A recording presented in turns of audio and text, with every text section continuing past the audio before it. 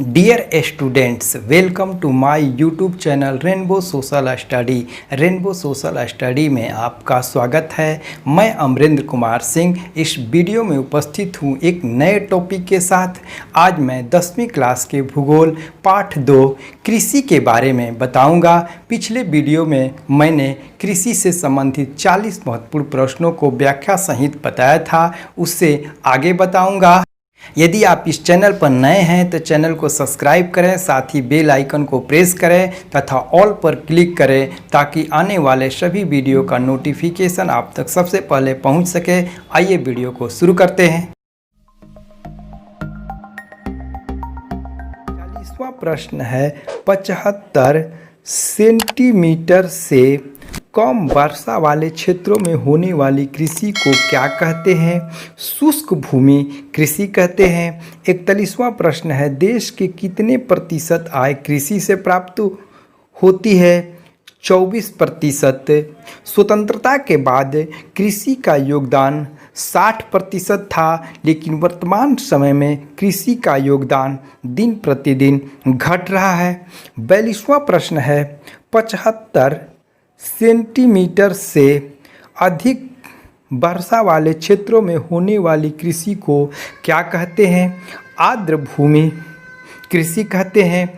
75 centimetre से कम वर्षा वाले क्षेत्रों में होने वाली कृषि को शुष्क भूमि कृषि कहते हैं तथा 75 सेंटीमीटर से अधिक वर्षा वाले क्षेत्रों में होने वाली कृषि को आर्द्र भूमि कृषि कहते हैं। 43वां प्रश्न है, अंडमान निकोबार द्वीप समूह में झूम कृषि को किस नाम से जाना जाता है? दीपा के नाम से जाना जाता है।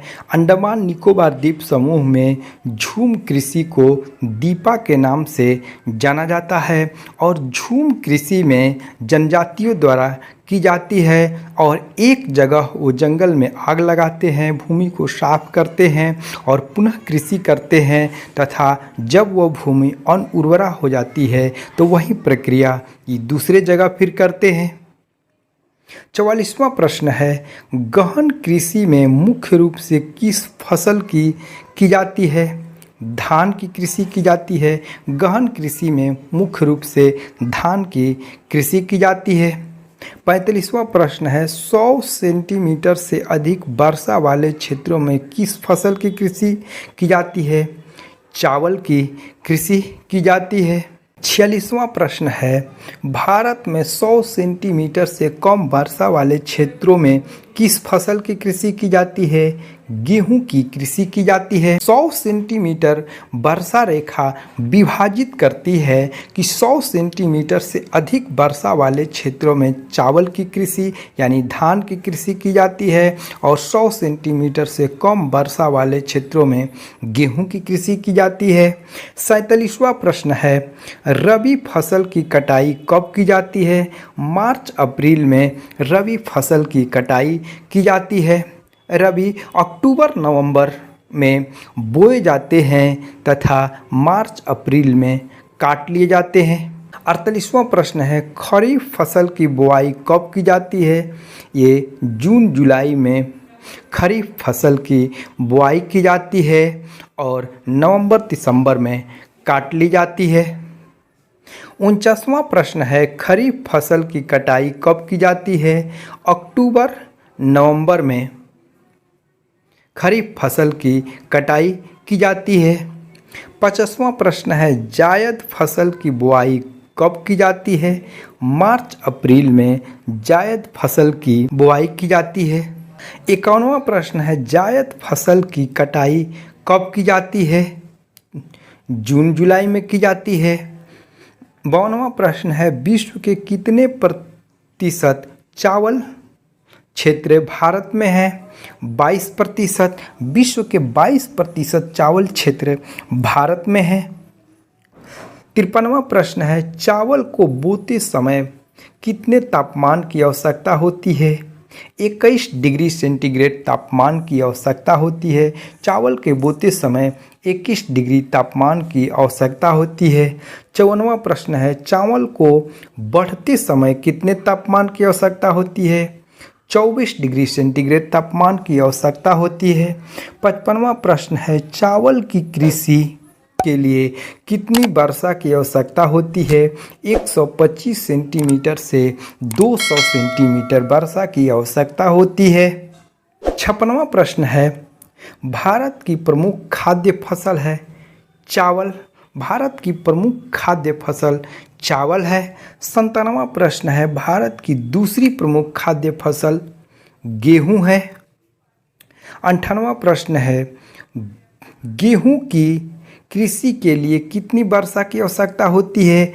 50 से 75 सेंटीमीटर वर्षा की आवश्यकता होती है। 59वां प्रश्न है, भारत विश्व का कितना प्रतिशत गेहूं उत्पादन करता है? 10%। भारत विश्व का 10% गेहूं का उत्पादन करता है और भारत का विश्व में गेहूं उत्पादन में दूसरा स्थान है, पहला स्थान चीन का है। 60वां प्रश्न है, महाराष्ट्र भारत का कितना प्रतिशत ज्वार का उत्पादन करता है? 51%। महाराष्ट्र भारत का 51% ज्वार का उत्पादन करता है। 61वां प्रश्न है, भारत में मोटे अनाज से कितना प्रतिशत खाद्यान्न उपलब्ध होता है? 10%। 62वां प्रश्न है, भारत का कितना प्रतिशत ज्वार पठारी भागों में पैदा किया जाता है? 75%। 63वां प्रश्न है, भारत के कितने प्रतिशत भूमि पर बाजरे की कृषि की जाती है? 7%। भारत में कुल भूमि के 7% बाजरे की कृषि की जाती है। 64वां प्रश्न है, बाजरे का सबसे बड़ा उत्पादक राज्य है गुजरात। गुजरात बाजरे का सबसे बड़ा उत्पादक राज्य है। 65वां प्रश्न है, रागी यानी मड़ुआ का सबसे बड़ा उत्पादक राज्य है कर्नाटक। 66वां प्रश्न है, मक्का की कृषि के लिए कितने तापमान की आवश्यकता होती है? 21 डिग्री से 27 डिग्री सेंटीग्रेड तापमान की आवश्यकता होती है। 67वां प्रश्न है, मक्के की कृषि के लिए कितनी वर्षा की आवश्यकता होती है? 75 सेंटीमीटर। 68वां प्रश्न है, भारत के कितने प्रतिशत कृषि भूमि पर मक्का की कृषि की जाती है? 3.6% भूमि पर मक्का की कृषि की जाती है। 69वां प्रश्न है, मक्का का सबसे बड़ा उत्पादक राज्य है कर्नाटक। 70वां प्रश्न है, विश्व में मूंगफली के उत्पादन में भारत का स्थान है दूसरा। 71वां प्रश्न है, चाय की खपत में भारत का विश्व में कौन सा स्थान है? पहला। 72वां प्रश्न है, चावल उत्पादन में कितनी वर्षा की आवश्यकता होती है? 200 से 250 सेंटीमीटर वर्षा की आवश्यकता होती है। चाय की कृषि के लिए ढलुआ भूमि तथा 200 से 250 सेंटीमीटर से अधिक वर्षा की आवश्यकता होती है। 73वां प्रश्न है, भारत में कौन सा राज्य सबसे ज़्यादा कॉफ़ी का उत्पादन करता है? कर्नाटक। 74वां प्रश्न है, किसानों से न्यूनतम समर्थन मूल्य पर अनाज कौन खरीदता है? Food Corporation of India. 75वां प्रश्न है, किसी देश की अर्थव्यवस्था का विश्व की अर्थव्यवस्था के साथ जोड़ देना क्या कहलाता है? ये वैश्वीकरण कहलाता है।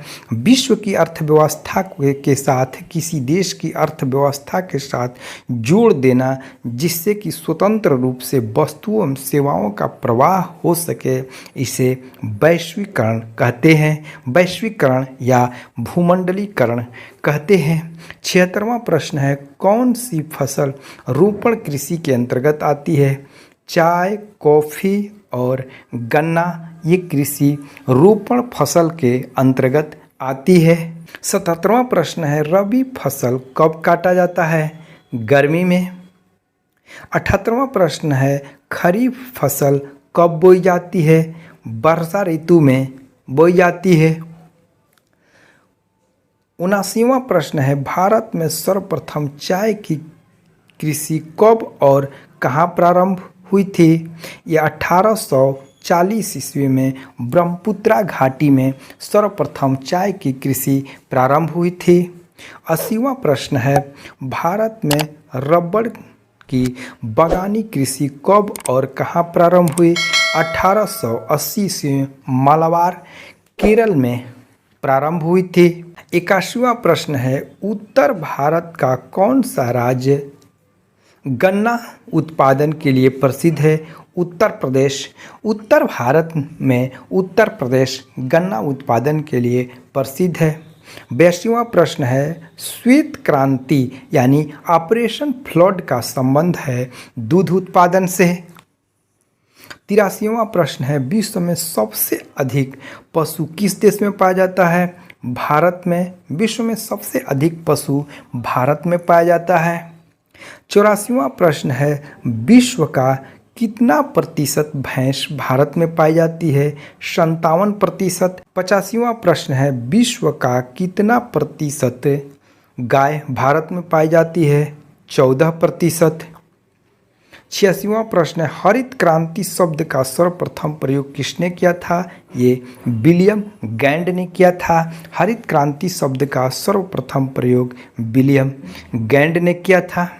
87वां प्रश्न है, हरित क्रांति का जनक किसे माना जाता है? नॉर्मन अर्नेस्ट बोरलॉन्ग को। नॉर्मन अर्नेस्ट बोरलॉन्ग को हरित क्रांति का जनक माना जाता है। 88वां प्रश्न है, भारत में हरित क्रांति का जनक किसे माना जाता है? Doctor MS. स्वामीनाथन को हरित क्रांति का जनक माना जाता है। 89वां प्रश्न है, भारत में हरित क्रांति की शुरुआत कब हुई थी? 1966-67 में भारत में हरित क्रांति की शुरुआत हुई थी। 90वां प्रश्न है, भारत में हरित क्रांति की शुरुआत किस दशक में हुई थी? तो 1960 के दशक में हुई थी। कृषि से संबंधित महत्वपूर्ण क्रांतियों को देख लेते हैं। क्रांति कृषि। हरित क्रांति का संबंध खाद्यान्न उत्पादन से है। श्वेत क्रांति का संबंध दूध उत्पादन से है। नीली क्रांति का संबंध मत्स्य उत्पादन से है। भूरी क्रांति का संबंध उर्वरक उत्पादन से है। पीली क्रांति का संबंध तिलहन उत्पादन से है। रजत क्रांति का संबंध अंडा उत्पादन से है। अमृत क्रांति का संबंध नदियों के जोड़ने की योजना से है और ये नदी जोड़ो योजना अटल बिहारी वाजपेयी के समय में शुरू किया गया था। गुलाबी क्रांति का संबंध प्याज उत्पादन से है। लाल क्रांति का संबंध मांस टमाटर उत्पादन से है और सदाबहार क्रांति का संबंध कृषि उत्पादन को दुगना करने से है। सुनहरी क्रांति यानी स्वर्ण क्रांति का संबंध फल सब्जी उत्पादन एवं बागानी कृषि से है। कृष्ण क्रांति यानी काली क्रांति का संबंध खनिज तेल पेट्रोलियम उत्पादन के लिए आत्मनिर्भर बनने से संबंधित है। इंद्रधनुषी क्रांति का संबंध कृषि संबंधी समग्र क्रांति यानी नवीन कृषि नीति से संबंधित है। यदि वीडियो पसंद आए तो कमेंट शेयर लाइक और सब्सक्राइब कीजिए। पुनः मिलते हैं अगले वीडियो में, तब तक के लिए धन्यवाद।